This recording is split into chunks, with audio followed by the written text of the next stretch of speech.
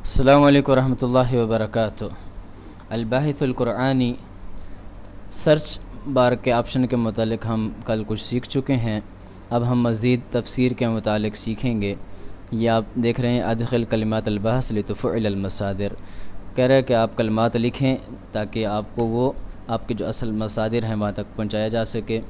تو یہاں پر آپ دیکھ رہے ہیں یہ ساتھ میں مائک کا آپشن بھی ہے۔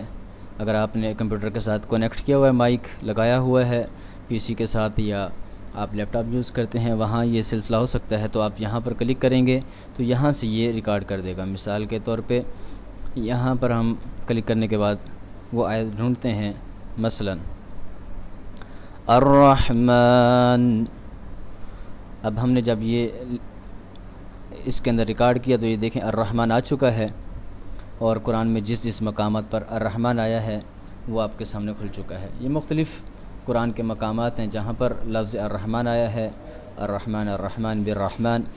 تو اب ہم جس آیت کے متعلق مزید دیکھنا چاہتے ہیں تو اس کے اوپر کلک کریں گے۔ مثال کے طور پہ سورہ رات آیت نمبر 30، یہاں پر ہم نے کلک کیا، یہ یہاں پر آ چکا ہے۔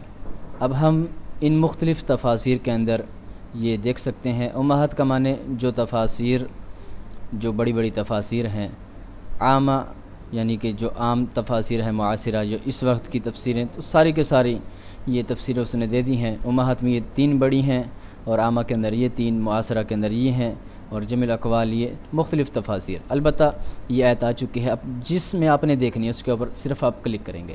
مثلا ہم یہ فتح القدیر میں دیکھتے ہیں، یہاں پر کلک کیا تو یہ دیکھیں، یہ آپ کے سامنے اس آیت کے متعلق تمام جو مواد ہے وہ سامنے آ چکا ہے۔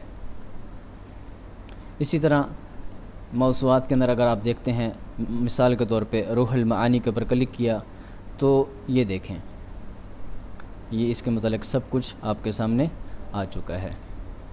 اسی طرح آپ نیچے چلے جائیں، مختلف آثار ادھر کلک کریں گے، یہ آپ کے سامنے آ چکا ہے۔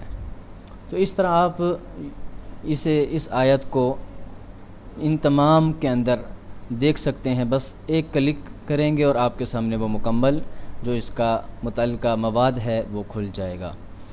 تو امید ہے کہ آپ کو اتنا کچھ سمجھ آ چکا ہوگا۔ مزید ویڈیوز کے لیے ہمارے چینل کو سبسکرائب کریں تاکہ آپ کو اسلامک سافٹ ویئرز کے متعلق جو ویڈیوز ہیں وہ وقت پہ مل سکیں۔